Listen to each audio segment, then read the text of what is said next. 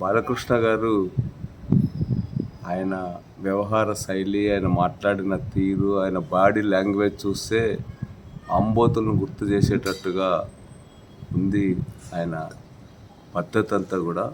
అదేవిధంగా కామినేని శ్రీనివాస్ గారు కూడా ఆయన ఎప్పుడు మాట్లాడినా ఏదో ఆవేశపూరితంగా ఆయన ఒక్కడే ఈ ప్రపంచంలో చాలా ఆదర్శవంతమైన వాడిలాగా మాట్లాడుతూ ఉంటాడు.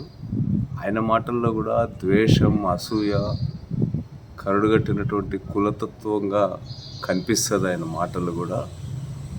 చిరంజీవి గారి పట్ల ఆయనకు ఉన్నటువంటి ప్రొఫెషనల్ జెలసీ, అన్హెల్తీ కాంపిటీషన్ కూడా బయట పెట్టుకున్నాడు.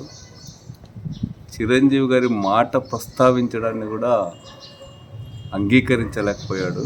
ఈరోజు చిరంజీవి గారి రాసిన లేఖే కామినేని గారికి కానీ, అదేవిధంగా బాలకృష్ణ గారికి కానీ సమాధానం. కామినేని గారు ఎంత నిస్సిగ్గుగా అబద్ధాలు చెప్పినాడు అన్నటువంటి దాన్ని కూడా చిరంజీవి గారి లేఖ బయట పెడతా ఉంది.